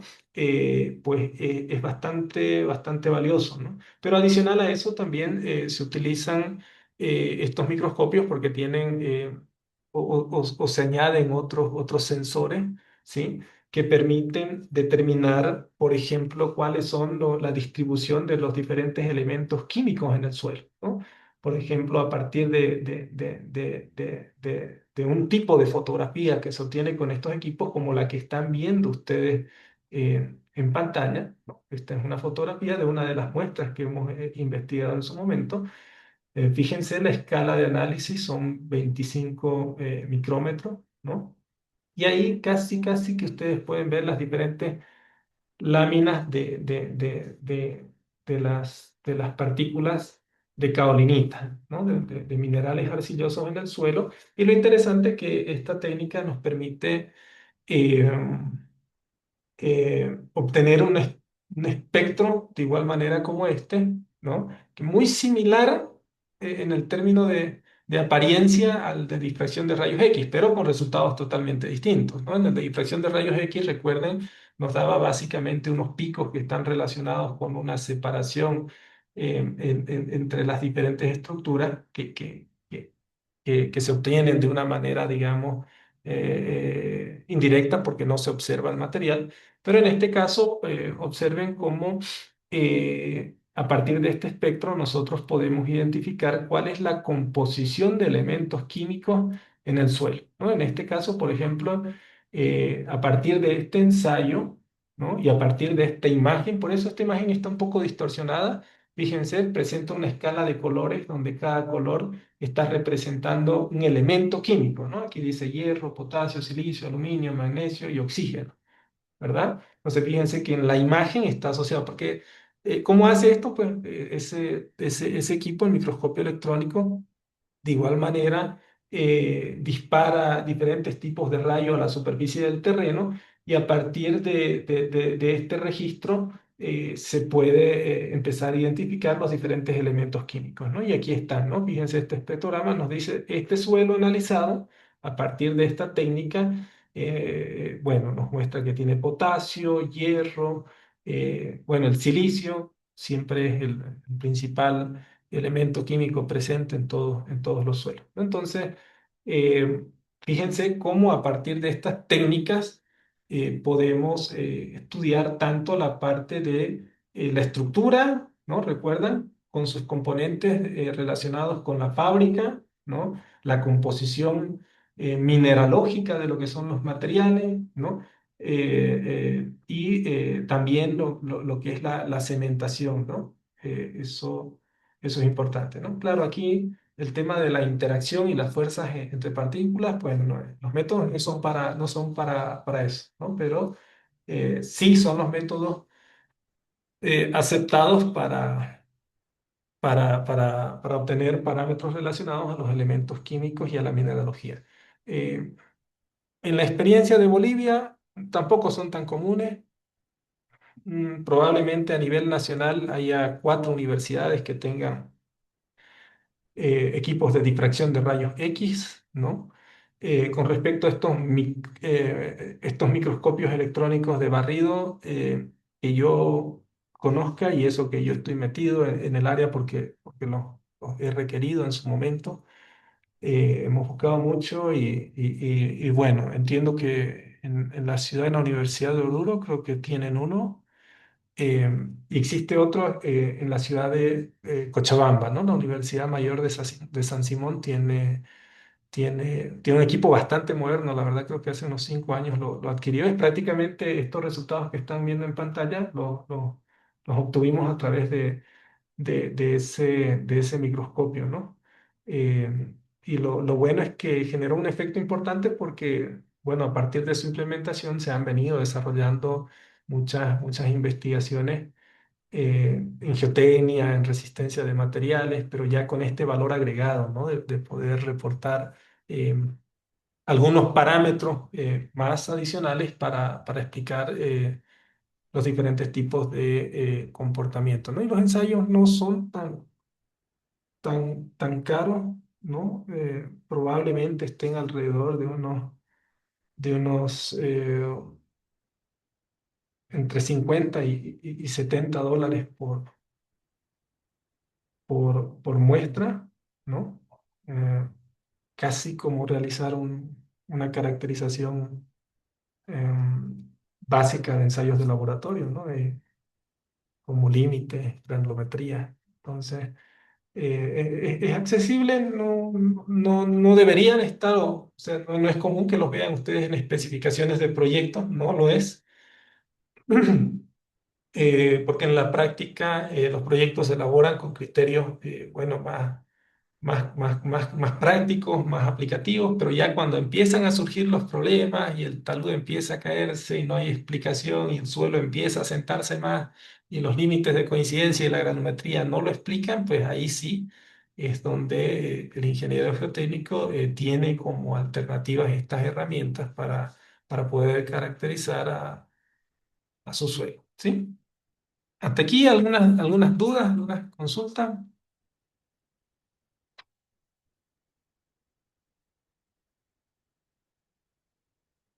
¿Sí? ¿Está claro? Sí, profe. Está claro, Inge. Aclaro. Muy bien. A ver, yo no miro normalmente el chat, pero voy a empezar a mirarlo porque veo que también ustedes están escribiendo ahí, ¿no?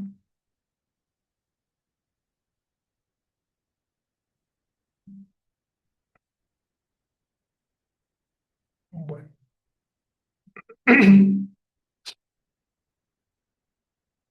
Entonces, ahora que hemos recordado o en algún caso hemos visto nuevas técnicas, ahora empecemos a hablar con respecto a los minerales de arcilla y la interacción entre la partícula de suelo y el agua, ¿no? Entonces, esto es muy importante en suelos arcillosos. Vuelvo a repetir, por eso la unidad de aprendizaje uno lleva el nombre de fundamentos, porque tratamos de recordar, ¿sí? Y traer a nuestro módulo todos esos criterios que nos van a ser útiles para empezar a hablar de diferentes tipos de suelos especiales, ¿no? Si empezamos a hablar del comportamiento geotécnico de los suelos especiales, no va a ser suficiente, ¿no? Van a haber muchas dudas y lo que se espera es que con esta revisión ustedes, o bueno, todos podamos uniformizar ese conocimiento para hacer las interpretaciones correspondientes eh, más adelante, ¿sí? Entonces, lo habíamos dicho, ¿por qué la mineralogía de arcillas es importante en geotecnia? Básicamente porque fíjense que existen algunos casos donde la fracción de fino en el suelo normalmente, o bueno, dependiendo del caso, puede ser mucho menor con respecto, por ejemplo, a las fracciones de arena o de grava. pero que sin embargo, ¿sí? Esa cantidad de material fino y en específico esa cantidad presente de arcilla dentro del material fino puede llegar a controlar el comportamiento de todo nuestro suelo, ¿no? Entonces, es de ahí la importancia de poder conocer cuáles son las características de las arcillas y su efecto en la geotecnia, ¿no? Entonces, los minerales de arcilla controlan la superficie específica, ¿sí? La actividad y la plasticidad, ¿no? Existe una relación o una correlación directa entre la mineralogía y la plasticidad. La afinidad con el agua también, ¿no? Eh, hay, hay, hay suelos arcillosos que absorben mucho más agua con respecto a otros y eso está explicado también desde un punto de vista mineralógico. Controlan también la expansión, la retracción, la floculación y dispersión, ¿no? Dependiendo de los tipos de minerales que tengamos presentes, también vamos a condicionar a esa estructura del suelo arcilloso que hemos definido, la sensibilidad al remoldeo, el intercambio catiónico y la interacción entre el agua y las partículas, ¿no? Entonces, la mineralogía en general conecta la composición del suelo con su comportamiento hidráulico, mecánico y también físico-químico, ¿no? Entonces, eh, recordemos aquí que los minerales arcillosos tienen superficies específicas de 10 a más de 800 metros cuadrados por cada gramo, ¿no? Aquí podemos recordar la definición de que a mayor superficie específica, ¿sí? Mayor es la interacción con el agua y los iones que están presentes dentro del agua libre en los poros del suelo, ¿no? Entonces, eh, eso con relación a lo que es la superficie específica, también la actividad y la plasticidad, ¿sí? Son parámetros que están relacionados también. Podemos asignarle valores cuantitativos para a partir de estos parámetros eh, clasificar los probables minerales presentes dentro del suelo, ¿no? A partir de la mineralogía, conociendo el tipo de mineral, podemos inferir, por ejemplo, las diferentes estructuras que predominan en ese suelo y a partir de ello definir si este suelo podría presentar un comportamiento expansivo que se traduzca en daños, por ejemplo, a nuestra infraestructura, ¿no? Habíamos mencionado que la floculación y la dispersión también depende del tipo de minerales presentes, no solo de los minerales, sino que de la química del agua presente en los poros, así como la concentración iónica, la sensibilidad al remoldeo y la capacidad de intercambio catiónico, ¿no? Entonces recordemos aquí simplemente de manera rápida que el suelo específico, la fracción arcillosa de los suelos, eh, presenta arquitecturas básicas, ¿no? Como por ejemplo, ahí es donde recordemos los conceptos de minerales 1.1, ¿sí? Que básicamente definen la composición laminar de las partículas de arcilla. Cuando hablamos de un mineral 1.1, nos estamos refiriendo de que esa composición laminar está compuesta por una lámina tetraédrica más una lámina octaédrica, ¿no? Esto es bastante químico, no es bastante sencillo para comprender en nosotros los ingenieros geotécnicos. Es más, no lo vemos tan a detalle en la mecánica de suelos clásica, pero para efectos de comprender el comportamiento de algunos suelos especiales es necesario que todos ustedes puedan recordar, ¿sí? Y consolidar de alguna manera los fundamentos principales con relación a los minerales de arcilla, ¿no? El saber, por ejemplo, que un mineral tipo 1.1 tiene esquemáticamente presenta este tipo de estructura conformado por una lámina tetraédrica y una lámina octaédrica, que esa separación entre estas láminas es igual a aproximadamente 0,72 nanómetros. ¿Recuerdan el ensayo de difracción de rayos X?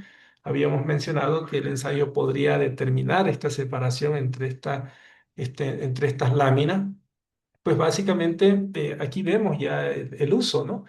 Eh, esta de igual manera es una representación esquemática. Esto es algo que los seres humanos no podemos observar en las partículas de arcilla, ¿no? Pero sí conceptualmente nos permiten definir a las arcillas, ¿sí? Y empezar a diferenciarlas unas respecto a otras, ¿no?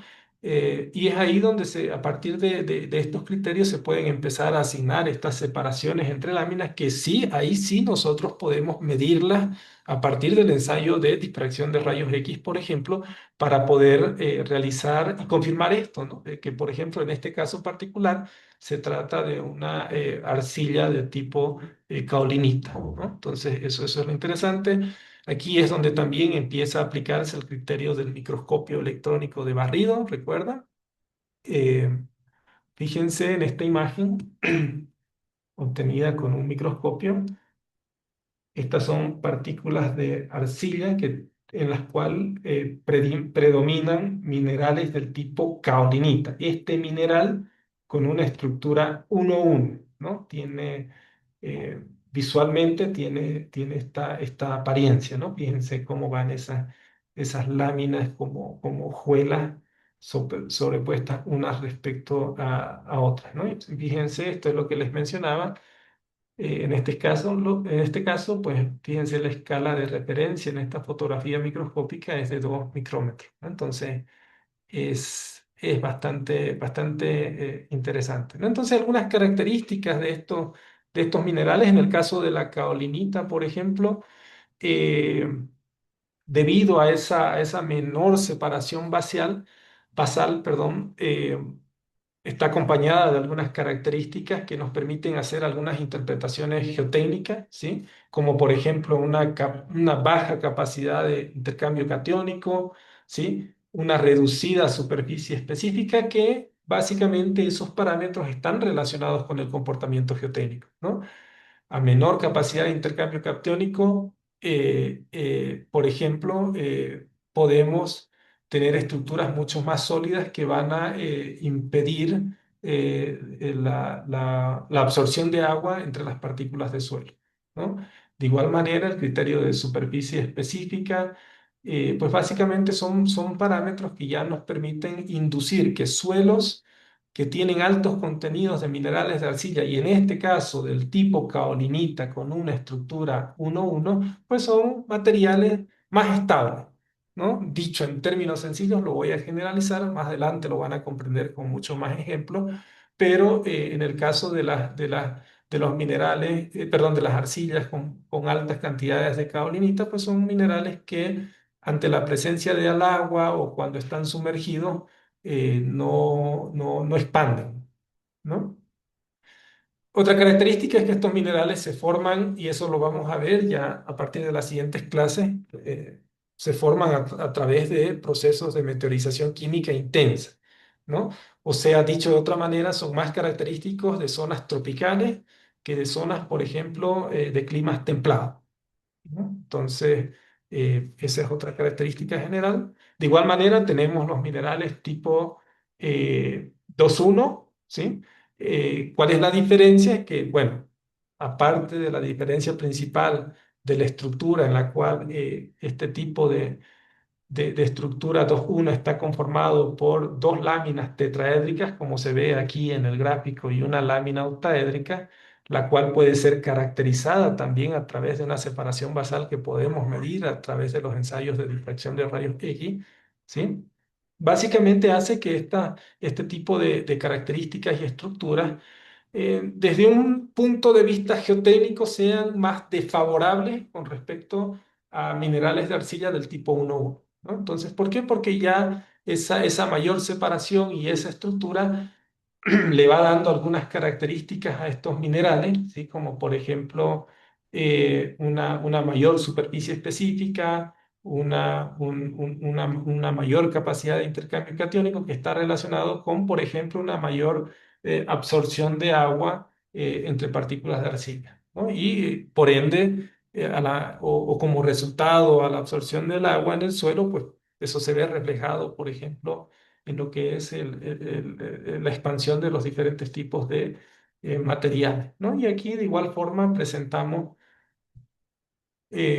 una fotografía microscópica de cómo se ve un mineral de arcilla, ¿no? En este caso, morrillonita, típico observado en un microscopio electrónico. Entonces, fíjense, es notablemente distinto con respecto a la anterior imagen que habíamos visto de la caolinista, ¿no? Y esa forma también, de alguna manera, está relacionado con lo que es la superficie específica de estos materiales y por ende la capacidad de absorción de agua eh, que estos presentan, ¿sí? Eh,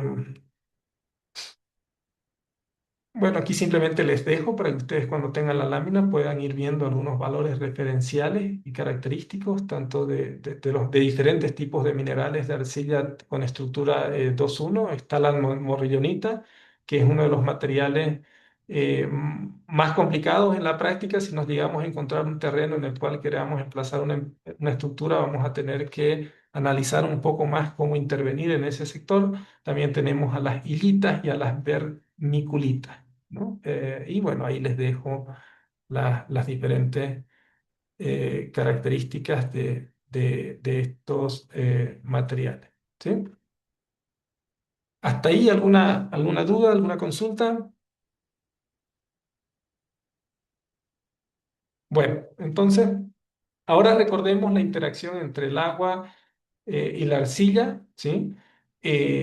Básicamente esto es uno de los factores que como ingenieros geotécnicos nos interesa mucho comprender debido a que las partículas de arcilla relacionadas con su tamaño, la baja superficie específica, como lo habíamos mencionado, esas fuerzas que hay entre partículas, pues básicamente van a estar relacionadas con la atracción de agua o la absorción de agua dentro de la estructura, ¿sí? Que a partir de ellos va a generar diferentes efectos, como por ejemplo la doble capa difusa o los cationes intercambiables, por ejemplo, que se dan a nivel de la superficie de la partícula de arcilla, lo cual va a definir nuestro comportamiento geotécnico, ¿no? Una lámina simplemente para que recordemos el concepto de lo que es la doble capa difusa. Aquí simplemente debemos tener claro que las partículas de arcilla representadas en este caso como esta, podemos decir una hoja, ¿sí? Una lámina bastante delgadita, la cual básicamente está recubierta de carga negativa, ¿no? Todas las partículas de arcillas en su superficie, no a lo largo de todo, normalmente en sus caras presentan una carga negativa que lo que hace es atraer a través de estas fuerzas electroquímicas cationes hidratados, ¿no? Y es ahí donde, por ejemplo, diferentes tipos de cationes presentes dentro del agua de los poros o el agua misma empieza a adherirse a las superficies de arcilla y empieza a haber una interacción físico-química entre las partículas sólidas del suelo arcilloso, ¿sí? Con respecto a, por ejemplo, tanto el agua presente en los poros como también los elementos químicos que están presentes dentro de esta agua, ¿no? Dependiendo de esta atracción, ¿sí? Que puede ser mayor o menor, ¿sí?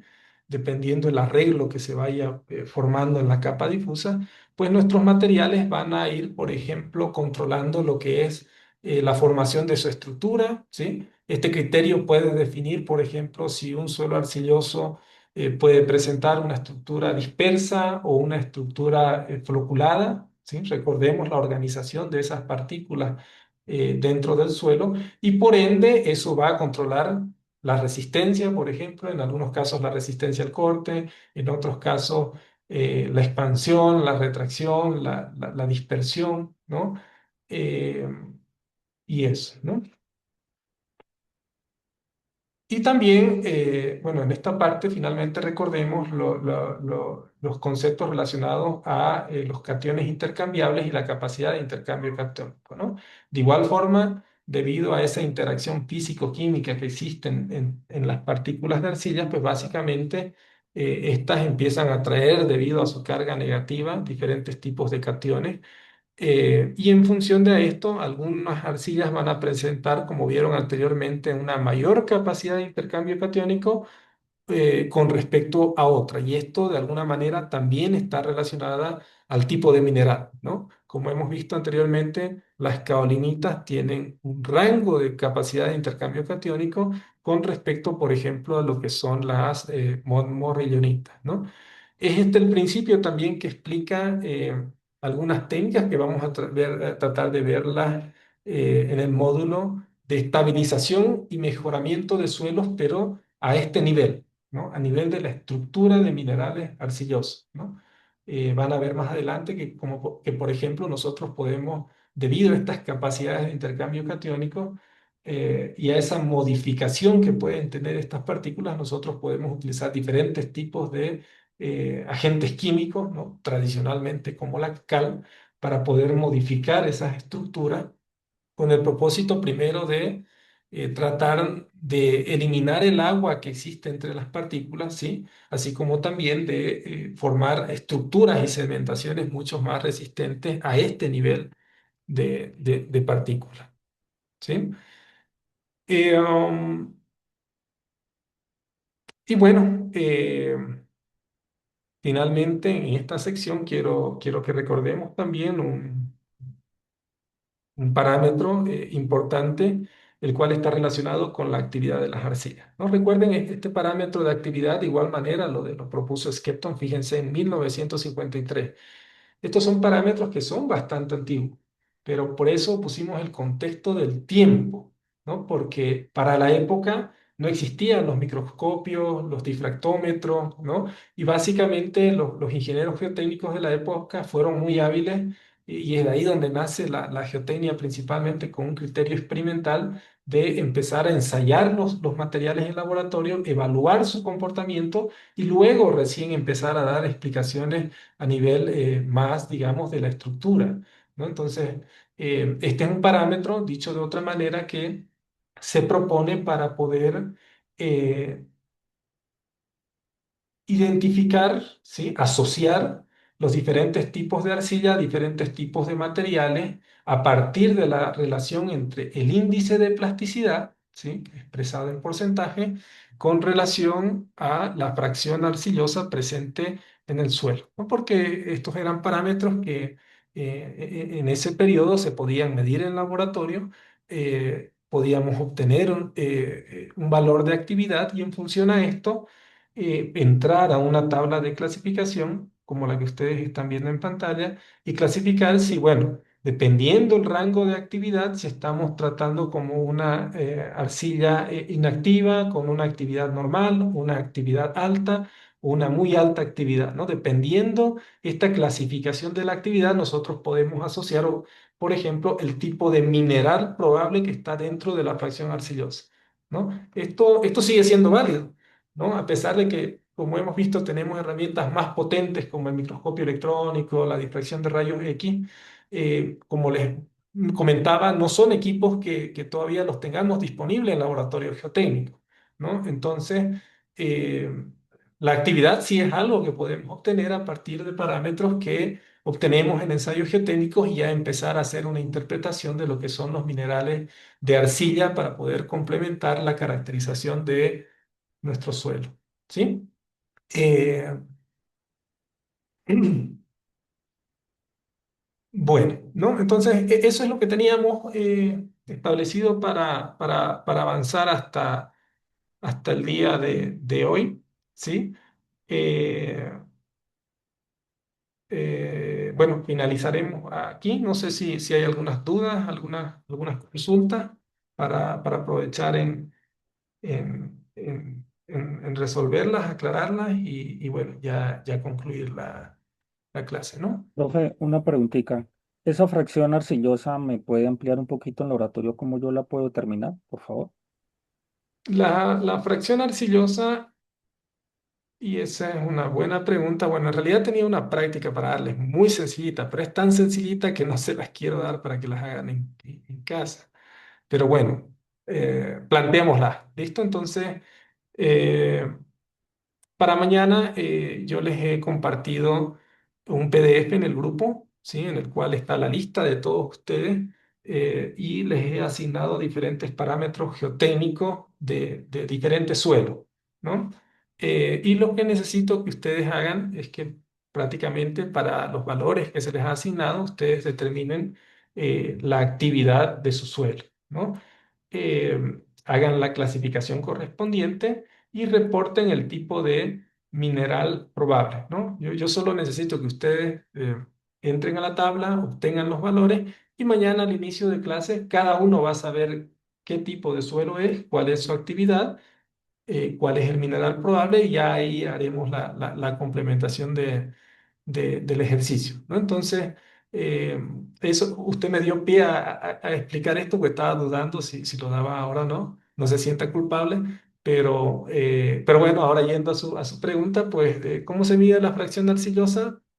Eh, el ensayo para determinar esto es el ensayo de hidrometría, ¿no?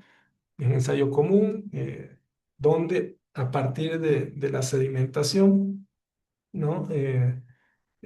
O a partir de un ensayo con un concepto de sedimentación, nosotros podemos obtener el diámetro de las diferentes partículas menores a 0,075 milímetros, ¿verdad? Básicamente es eso. ¿Existen otros ensayos más modernos? Existen, hay técnicas como métodos como la granulometría a partir de láser, ¿sí? Esa es la más moderna que he visto que se está utilizando, pero esto un poco a nivel científico, es mucho más precisa sin duda alguna. Pero en nuestros laboratorios, a partir del ensayo de hidrometría, podemos obtener esta fracción o medir la fracción tanto de arcilla como también la fracción de limos para poder complementar esa caracterización, ¿no? Porque recuerden que los tamices, normalmente los tamices estándar de las clasificaciones AASHTO y ACTM, pues básicamente el último tamiz es el tamiz número 200, ¿no? Y a partir de ahí clasificamos a todo lo que pasa como la fracción fina del suelo, pero esa fracción fina está compuesta tanto por limos como también por arcilla, ¿no? Entonces ahí es donde le aplicamos el ensayo de hidrometría a esa fracción fina y podemos obtener de igual manera una curva granulométrica de la distribución de tamaño, en este caso en las fracciones de limo y arcilla, ¿sí? Sí, profe, muchas gracias. ¿Alguna otra duda, alguna otra consulta? ¿Ya vieron cuáles son sus parámetros? Ingeniero, una consulta, por favor. ¿Sí? En el caso del PDF que subió al grupo, ahí dice fracción fina, que es de limo más arcilla, pero para sacar la actividad, ahí indica fracción arcillosa. Si podría, no sé, explicar un poquito cómo lo realizaríamos en la práctica para mañana. El poder responder a esa pregunta es parte de la práctica, así que no puedo respondérsela. Es bastante sencillita. Yo sé que ustedes van a ir un ratito y ahí la van a responder. Es intencional. ¿Sí? Ah, ok, ok. Bueno, no sé si hay más dudas, más consultas. Si no las hay, quedaremos hasta aquí. ¿Sí? Ya estamos en la hora, pero antes que eso, bueno, estamos en la noche de San Juan, ¿no? Bueno, es una tradición aquí en Bolivia que probablemente los colegas del exterior, no sé si tienen la misma tradición, pero bueno, teóricamente la noche más fría del año en Bolivia y bueno, es un momento ahí de confraternización familiar también. No me he olvidado, por si acaso, si alguien lo pensó así. ¿Sí? Bueno, muchísimas gracias entonces por su atención y nos vemos Gracias, el día ingeniero, de muy formal. Buenas Gracias, noches. sí. Buenas noches, ingeniero. Hasta Gracias, mañana. Inge. Buenas noches. hoy. Dale, ingeniero, buenas noches. Muchas gracias. Hasta mañana. Chao, chao. Hasta mañana. Hasta mañana, Inge.